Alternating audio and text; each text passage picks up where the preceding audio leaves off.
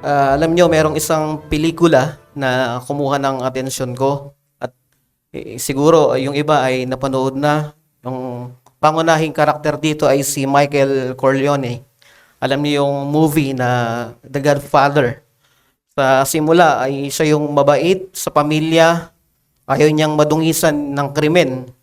Pero dun sa movie, unti-unti siyang nakulong sa cycle ng kapangyarihan at ng paghihiganti. Ang nangyari, naging mas masahol pa siya sa mga kinamumuhian niya. At sa dulo, hindi lang siya naging parte ng mafia, but he became the very monster he wanted to avoid. At ganyan po ang kasalanan. Hindi mo kailangang planuhin na maging masama. Unti-unti kang lunukin ng kasamaan hanggat hindi mo namamalayan ikaw na yung pinakamasahol. That's just Michael Corleone's story, kundi ito ay kwento rin ng lahat ng mga makasalanan. Hindi mo kailangan maging mafia boss para maging masahol na makasalanan. Minsan nga sapat na yung pagbabawalang bahala sa Diyos na para bang hindi ka huhusgahan, na para bang hindi ka harap sa Kanya pagdating ng panahon. At yan ang tunay na panganib. Sin is not just after.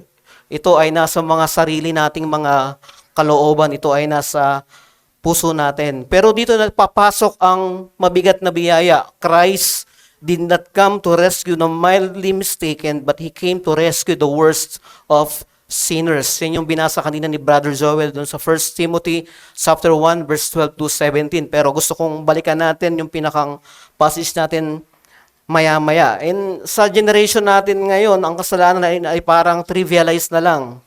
Ang mga tao ay sinusot ang kasalanan parang medalya na ang karanasan or medal of experience. Parang accomplishment na lang yung kasalanan kung minsan. But brethren and friends, sin is not a badge. It is a death. Ito ay kamatayan. That is why we must return to the most fundamental gospel declaration of the Apostle Paul. Christ Jesus came into the world to save sinners. At inanihan ko, nabuksan nyo ang inyong mga Biblia sa unang Timoteo, Kabanata 1, versikulo 15. 1 Timothy chapter 1, verse 1, hanggang yung 15 lang. Inanihan ko na tayo po ay tumayo at basahin natin ito sa magkakasama. Babasahin ko ito sa Tagalog. Sabi ni Apostol Pablo sa unang Timoteo chapter 1 verse 15, mapagkakatiwalaan ang salitang ito at nararapat tanggapin ng lahat. Dumating si Kristo Jesus sa sanlibutan upang iligtas ang mga makasalanan at ako ang pinakamasama sa lahat. Yan po ang salita ng Diyos. Makakaupo na tayo. Parang sa tingin natin ay simpleng pahayag ng isang apostol pero napakayaman. Ang binasa nating passage is one of the most glorious summaries of the gospel in all of Scripture. Si Apostle Paul ay nagbigay sa atin ng puso ng redemptive history. Pero nagsimula siya sa isang mabigat na pag-uumpisa. Sabi niya doon, the saying is trustworthy and deserving of full acceptance. Mapagkakatiwalaan daw yung pahayag na yon at nararapat tanggapin ng lahat. Hindi ito isang ordinary na statement. Hindi ito isang ideya na pwedeng isang tabi lang o hindi naman kaya ay pag-isipan lang ng mababaw. This is a matter of eternal destiny. Kaya si Apostol Pablo ay itinataas niya yung kahalagahan ng salitang ito na nangangailangan ng full acceptance, hindi ng partial belief, hindi ng agreement lang ng intellect na sumasang-ayon ka lang, kundi buong pusong pagyakap doon sa mga pahayag na sinasabi ni Apostol Pablo. And what is the message? Sabi doon sa binasa natin, Christ Jesus came into the world to save sinners. And this is the incarnation and mission of Christ summed up in one clause. Mababasa natin yan sa isang pahayag na yan nung binasa nating talata. He came into the world and He speak of His pre-existence, His deity, and His condescension, yung kanyang pagpapakababa. Ang anak ng Diyos ay bumaba sa mundong makasalanan, hindi para sa political reform, hindi para magbigay lang ng magandang halimbawa, kundi para sa isang layunin, to save sinners, iligtas ang mga makasalanan. And that is the heart of gospel preaching. The gospel is not self-help program. It's not a motivational message lang. Ito ay patungkol sa kabutihan ng Diyos. At alam niyo, ang ebanghelyo ay hindi ibinigay para yung buhay mo ay maging komportable o ayusin yung mga finances natin. The gospel is about salvation from sin at doon sa magiging resulta nito, yung banal na galit ng Diyos na darating sa mga makasalanan. Kaya, kung hindi mo naiintindihan ang ebanghelyo, you have missed the gospel entirely, ang kabuuan nito. Kaya ang ebanghelyo ay hindi pwedeng parang ipapangaral lang natin ng magaan, na parang tatanggapin lang ng magaan. Hindi ganyan yung sinasabi ni Apostol Pablo, hindi ito simpleng misyon ng inspirasyon. Ito ay misyon ng pagliligtas. The eternal Son of God entered history para sa isang layunin. Hindi para magalak lang yung mga tao, but to save sinners. And sabi ni Apostol Pablo, of whom I am the foremost. Ako yung pinakamasahol, sabi ni Apostol Pablo. Kung meron tayong iniisip na pinakamakasalanang tao na gumawa ng pinakamasama sa mundo, sabi ni Apostol Pablo, ako yung pinakamasama. Ako yung isa sa pinakamasahol. Hindi niya sinabing, I was the worst. Ang sabi niya, I am. At ito ay present tense, ang pagkakagamit doon. Alam ni Apostol Pablo na apart from God's grace, wala siyang kayang ipagmalaki. And brethren, this is not just Paul's story. This is a gospel story. Kung si Pablo na tinuring ang kanyang sarili na pinakamasahol sa lahat ng makasalanan ay iniligtas ni Kristo, then there is hope for all. May pag-asa para sa lahat ng makasalanan. And that leads us to the main message of this text. Ito yung mensahe natin ngayong umaga. Christ's saving mission is a gracious gospel certainty for all, even the worst of sinners. Ang misyong pagliligtas si Kristo ay katiyakang mula sa ebanghelyong biyaya na ipinagkakaloob para sa lahat ng mananampalataya, kabilang ang pinakamasahol na makasalanan. Christ's saving mission is a gracious gospel certainty for all, even the worst of sinners. Yung mensahe natin ngayong umaga ay hindi lang basta advice o isang therapy. This is God's decree. Christ came to save the worst. Pinakamalala, pinakamakasalanan. At kung tatanggihan mo ang katotohanan ito, you reject Christ's very mission. Alam mo, during ng Reformation, ang katotohanan ito ay bumasag sa madilim na medieval superstition. Si Martin Luther at si John Calvin ay tumayo laban sa mga simbahan o iglesyang nagtuturo o nangangaral ng kaligtasang iba doon sa ipinapangaral ng mga apostol.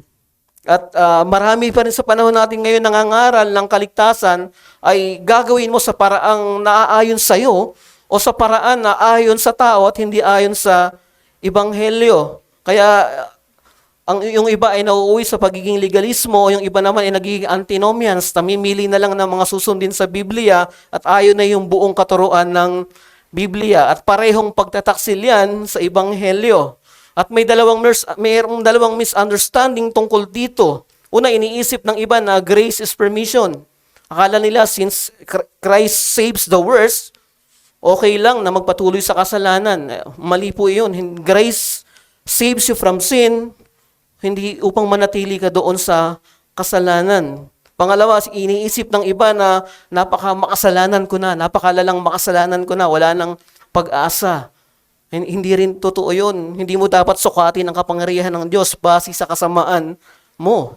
Ang tunay na makasalanan ay lalapit kay Kristo, hindi dahil malakas sila, kundi dahil wala silang ibang pag-asa maliban sa habag at awa ng Diyos. Ang tanong natin, anong dalawang katotohanan na tinuturo ng talatang ito na humihingi ng ating pagsang-ayon at pagsunod? Meron tayong dalawang makikita dyan. Una, Christ's coming is undeniable gospel declaration. Ang pagdating ni Kristo ay hindi maitatangging pahayag ng ebanghelyo. At pangalawa, Christ's mission is a direct rescue for the worst of sinners. Ang misyon ni Kristo ay direktang pagdiligtas sa pinakamasahol na makasalanan. Yan yung dalawang hinihingi sa atin dito bilang mga mananampalataya at bisita natin ngayong umaga. Tingnan natin yung una, Christ coming is an undeniable gospel declaration. Sabi ni Pablo, the saying is trustworthy and deserving of full acceptance. So, ibig sabihin, nangangahulugan ito na hindi ito matututulang katotohanan, absolute, binding, at dapat tanggapin ng lahat ng panahon at ng lahat ng tao. Hindi siya may panahon lang na relevant siya, kundi sa lahat ng panahon at sa lahat ng tao ay karapat-dapat mapagkakatiwalaan yung mensahe na yon. And that is the apostolic gospel proclamation. Ipinahayag siya ng merong otoridad yung ibanghelyong ito. At ano ang laman ng deklarasyong ito? Naparito si Kristo para iligtas ang mga makasalanan. Yan yung nilalaman ng pahayag. Christ Jesus came into the world to save sinners. Hindi siya pumarito para aliwin ang mga tao. Nandito siya para magligtas ng mga makasalanan. Dito natin makikita ang diwa ng Ebanghelyo. The gospel is not advice, it is announcement. Ito ay pahayag. Hindi ito mga hakbang kung paano ka mapapalapit sa Diyos. Ito ay pahayag kung paano mo ba ang Diyos upang abutin ang isang makasalanan. Kaya ang sinasabi ni Apostol Pablo dito, hindi lang basta simpleng theological statement. Ito ay isang authoritative declaration na kailangang tanggapin. Hindi ito pinagdidibatihan. Pagdating sa statement na ito ng pagliligtas si Kristo, walang pagtutol dito. Hindi ito pinagdidibatihan ng marami. Kundi ito ay dapat tanggapin ng buong pahayag na si Kristo ay naparito para iligtas ang makasalanan. Ang gospel ay hindi open for revision o negotiation. It is a divine truth that Christ came into the world to save sinners. That's why the gospel is not a religious opinion. It is a divine revelation demanding absolute acceptance. Ang Ebanghelyo ay hindi opinyong panrelihiyon, kundi pahayag na mula sa Diyos na humihingi ng ganap o buo na pagtanggap. Brethren, the gospel is not optional advice. Hindi ito parang mga religious opinions na pwede mong piliin o i-reject base lang sa preference mo. The gospel is a divine revelation that demands your total acceptance. Hindi partial, total, buo na pagtanggap. Ngayon, hindi sa mga susunod na araw, ngayon mo dapat tanggapin pag narinig mo ang Ebanghelyo ngayon. Hindi later, hindi next week, ngayon. Nung sinabi ni Apostol Pablo na this is a trustworthy saying and worthy of all acceptance, he is declaring that this is not up for debate. Hindi ito dapat pagtalunan. Hindi mo pwedeng i-revise ang Ebanghelyo, hindi mo pwedeng sabihin na totoo yan sa'yo, maaaring totoo yan sa'yo, pero hindi yan totoo sa akin. No. This is God's truth for all. Even for you. At sa akin. At kung wala ka pa sa Panginoong Jesucristo, kailangan mong maintindihan na kinukumpronta ka ngayon ng Ebanghelyo. Tinatawagan ka ng Ebanghelyo na iabandona mo ang anumang merong maling pag-asa na pinangahawakan mo ngayon. Patungkol man yan sa relihiyon, o patungkol man yan sa moralidad, o pagiging tingin mo sa sarili mo na ikaw ay matuwid, hinahamon ka ng Ebanghelyo. Kung kinukumpronta ka ng Ebanghelyo na itapon mo yung mga pag-asa na yan na hindi tinuturo at ipinapahayag ng salita ni Kristo. Hindi mo pwedeng iligtas ang sarili mo sa kahit na anong paraan. Only Christ can save sinners. That's why He came. Naparito siya. And to reject the gospel is to reject not just the gospel, but Christ Himself. At kung patuloy mong tatanggihan ito, ang natitiri ang kahinatnan mo, walang iba kundi ang hatol ng Diyos. Babalik si Kristo sa parehong paraan na meron siyang dalang paghatol sa mga tumatanggi, sa mga pahayag na ito ng katotohanan. And this is a warning and a call. Tigilan mo ang pagtrato sa Ebanghelyo bilang isang opinion lamang ng tao. It is a divine summons. Believe or perish. Maniwala, paniwalaan, o mapahamak. At para sa ating mga Kristiyano na, para sa ating mga miyembro na ng iglesia, if Christ's coming is the clearest declaration of the gospel, then we, the church, must also become a living declaration of that same gospel. Hindi tayo tinawag para manahimik tungkol sa ebanghelyo. Ang iglesia ay walang otoridad para i-revise ang terms of salvation. Hindi natin pwedeng pababayin ang kasalanan para hindi ma-offend ang tao. We do not decorate the gospel to make it attractive. The gospel is a royal decree.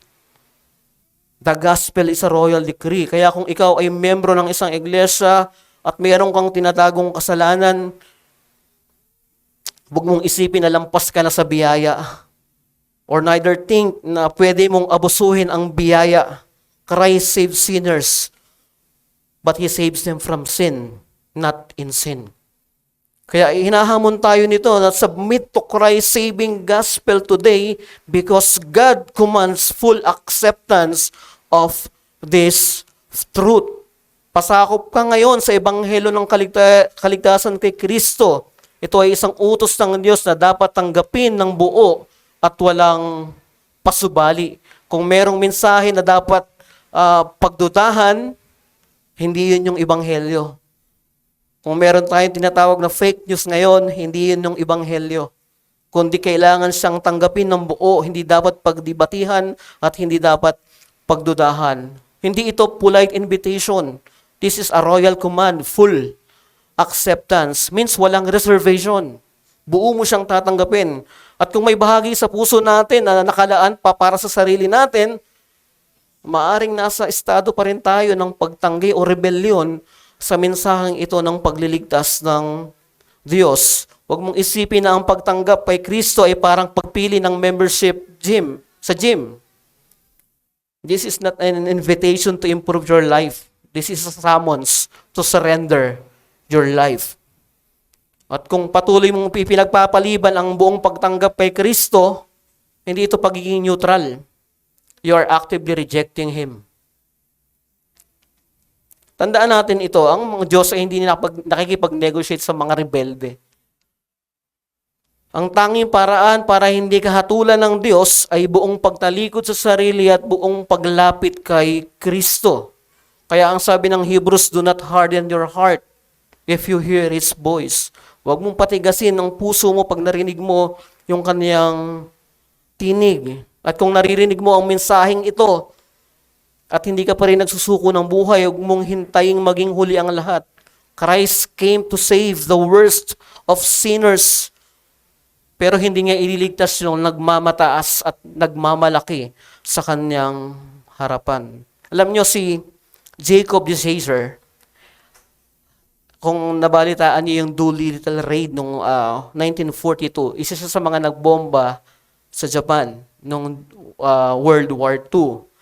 At dun sa panahon na binobomba nila ang Japan, ay nag-crash yung kanilang mga sinasakyan at sila ay nahuli at nakulong. Pero doon niya na-encounter ang ebanghelyo.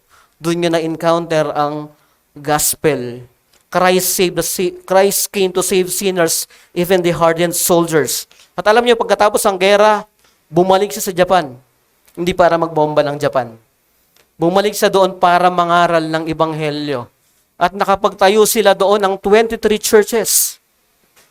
Marami ang nanampalataya sa ebanghelyo ng Panginoong Hesukristo. Kung ang biyaya ng Diyos ay umaabot sa bilangguan, sa kaaway, sa digmaan, hindi ba't kaya rin itong abutin ang pinakasimpleng taong makasalanan? Ganyan ang kapangyarihan ng ebanghelyo. Tigilan mo ang pag-iisip na unique ang iyong kawalang pag-asa. Ang iyong hopelessness. Christ's mission is for the worst, sa pinakamalala, sa pinakamasahol. At kung iniisip mo wala ka ng pag-asa, congratulations, pasado ka sa qualifications na ito ni Apostol Pablo. At ngayong kailangan nating makita kung paano tinupad ni Kristo ang misyong ito. That brings us to the second truth. Ang misyon ni Kristo ay direktang pagliligtas sa pinakamasahol na makasalanan. Christ's mission is a direct rescue for the worst of sinners. Dito, makikita natin na hindi lang basta general statement yung ibinigay ni Apostol Pablo tungkol sa pagdating ni Kristo. Ito ay personal, partikular ang kanyang paglalahad. Ako ang makakasalanan, sabi ni Apostol Pablo. At ito ay nagpapakita ng dalawang malalalim na katotohanan dapat maunawaan sa gospel o sa ebanghelyo. Una ay yung lawak, yung scope ng misyon ni Kristo. Sabi doon, to save sinners. Hindi sinabing to assist sinners o to reform sinners, kundi to save sinners. At ang salitang ginamit dito sa Griego ay zozo, nangangahulugan na iligtas mula sa kapahamakan. Hindi ka lang basta iligtas doon sa panganib na parehong pagtingin ng tao, kundi sa eternal na panganib. Yan ang idinidiin dito ni Apostol Pablo, hindi lamang tulungan sa moral na pag-unlad. Sinners do not need a life coach, they need a savior. Kailangan nila ng tagapagligtas, hindi ito generic rescue. Ito ay direct intervention ng Diyos sa isang hopeless condition ng mga taong makasalanan. The sinner is not spiritually sick. He is spiritually dead. Ephesians 2 verse 1. Kaya ang kailangan niya ay hindi tulong kundi bagong buhay mula sa Panginoong Hesukristo. At ang lalim ng misyon ng Ebanghelyo, sabi doon ni Apostol Pablo, of whom I am the foremost.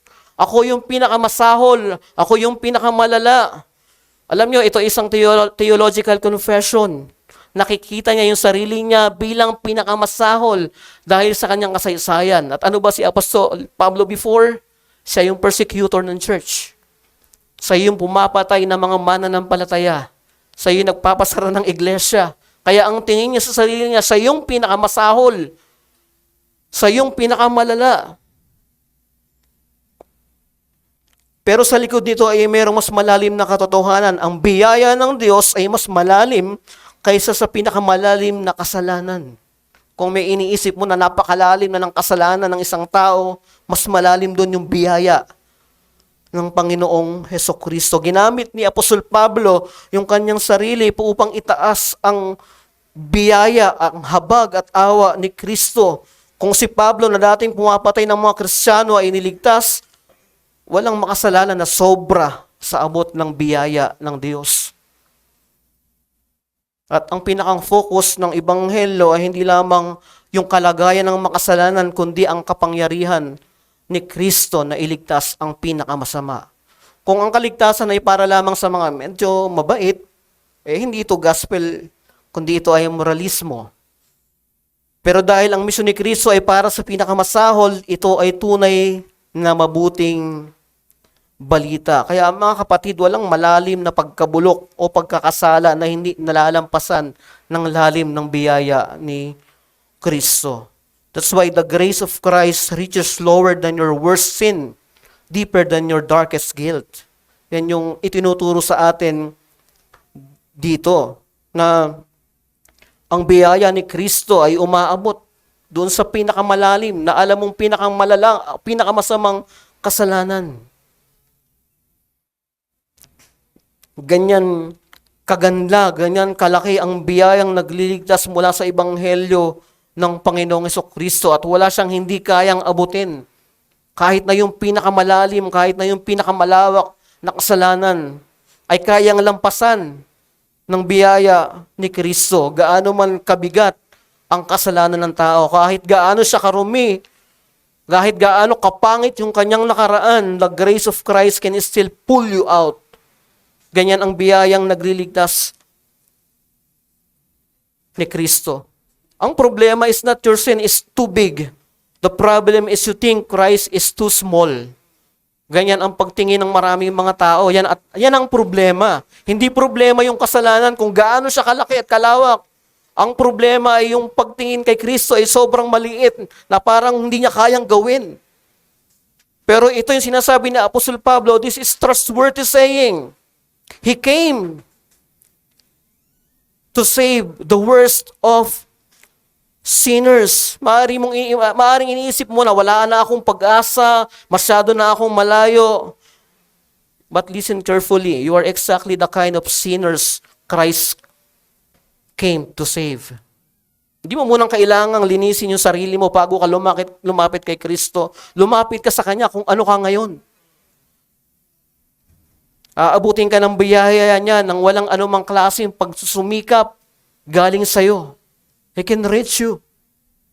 No self-effort na kailangan. Sa atin bilang mga Kristiyano, madalas tayo ay napo-fall into this kind of guilt traps. May mga panahon na iniisip natin, hindi na ako pwedeng gamitin ng Diyos. Paulit-ulit ako nagkakamali. Paulit-ulit ako nagkakasala. Pero remember this, brethren, Christ's grace is not just for your past sins.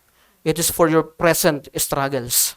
Hindi lang ito nung panahon na ikaw ay lumapit sa Kanya na patungkol sa pagiging makasalanan mo. Even today, sa mga struggles natin, ang biyaya ni Kristo ay sapat sa mga pagbagsak natin. Kaya ang biyaya ng Diyos ay hindi lisensya para magpatuloy sa kasalanan.